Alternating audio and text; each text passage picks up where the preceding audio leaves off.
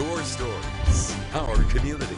This is Local 5 News with Tom Zalaski, Aaron Davison, and Chief Meteorologist Luke Zanfi. You know, we're doing this for 2 weeks, so we'll see what the situation looks like in 2 weeks from now and see where we need to go for the rest of the semester. Now in Local 5, as the coronavirus pandemic continues to sweep the nation, major changes hope to stop the spread.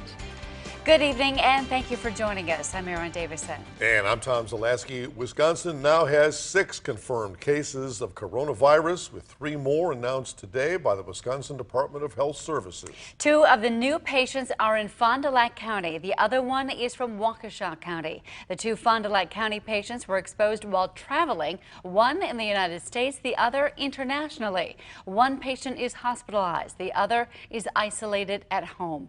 The Waukesha patient, also at home, also exposed while traveling. The 6 confirmed cases are in 4 Wisconsin counties. Now, college campuses around the state are taking precautions to monitor the spread of the coronavirus, including UW Green Bay and St. Norbert College. Students will be taking longer spring breaks to extend their time away from class and reduce the chance of spreading the virus. Local 5's Robin Ogenye tells us more.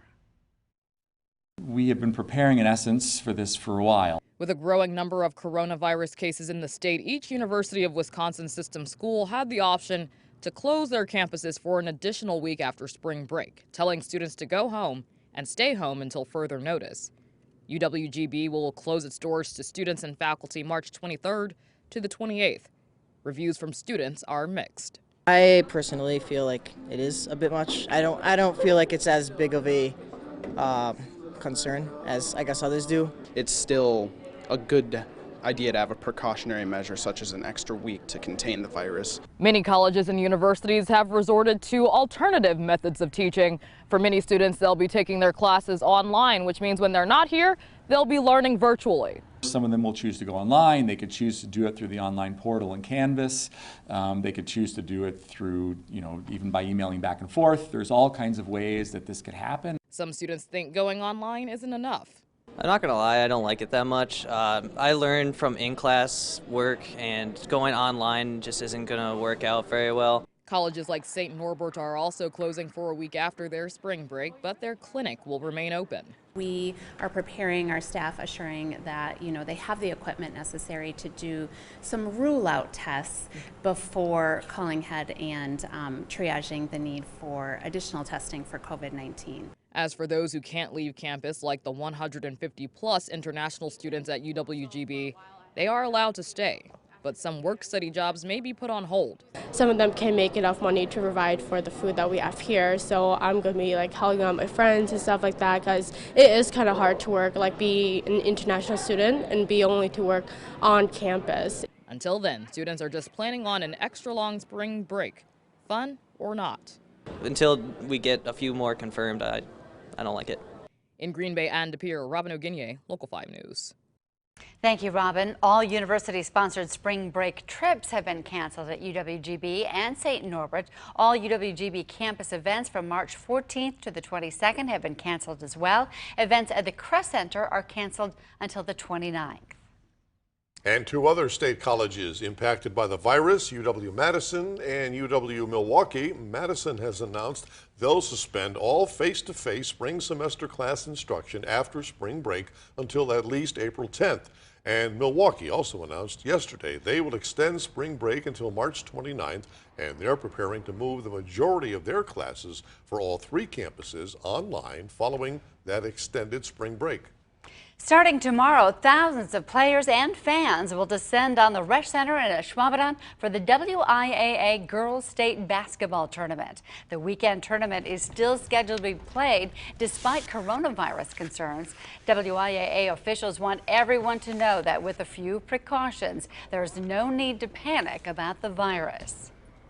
The gravity of the situation is, certainly being considered, and we feel that it isn't at a point where we need to be panicked about it. First and foremost, the most important thing that we're advising, which everybody else is to wash your hands. The three-day tournament is attended by roughly 39,000 people. In national news this evening, the virus is now impacting professional basketball. The NBA has announced that they will suspend the rest of the season. This comes on the heels of a Utah Jazz player testing positive for the coronavirus. The Jazz and the Thunder were scheduled to play in Oklahoma City, but just before the game, officials made the decision to postpone and they asked the fans to leave. 2 players are ill, with 1 testing positive for the coronavirus. A statement sent out by the league said simply, the NBA is suspending gameplay following the conclusion of tonight's schedule of games until further notice, end quote.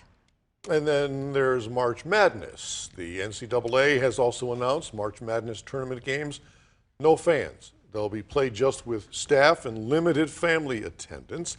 In a statement, the president of the NCAA said in part, quote, "While I understand how disappointing this is for all fans of our sports, my decision is based on the current understanding of how COVID-19 is progressing in the United States. This decision is in the best interest of public health, including that of coaches, administrators, fans, and most importantly, our student athletes," end quote. And President Trump called for unity while addressing the nation from the Oval Office on his administration's new steps to control coronavirus outbreak in the U.S. 38 people have now died due to the virus, with over 1,000 cases spread across about 40 states and the District of Columbia. Deborah Alfarone is at the White House with more. President Donald Trump announced a 30-day suspension of travel from Europe to begin Friday at midnight, with an exception for the United Kingdom. And taking early, intense action, we have seen dramatically fewer cases of the virus in the United States than are now present in Europe. The president also asked Congress for an additional $50 billion in funding for small business loans and says he will call on the IRS to delay the April 15th tax deadline for certain businesses and individuals. I will always put the well-being of America first.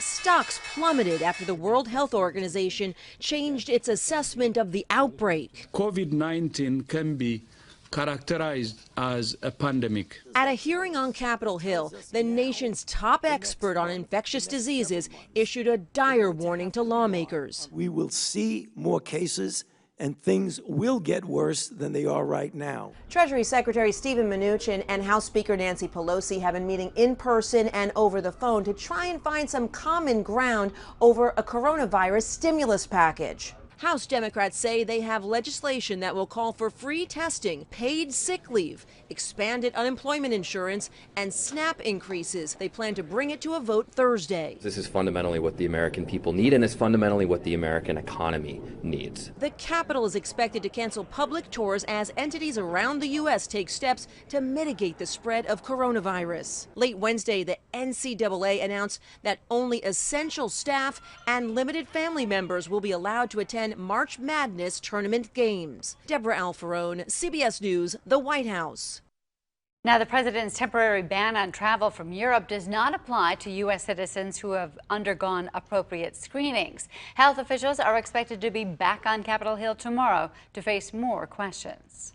In news now from the Fox Cities tonight, a competency hearing has been ordered for the man accused of killing a 3-year-old girl and injuring her pregnant mother.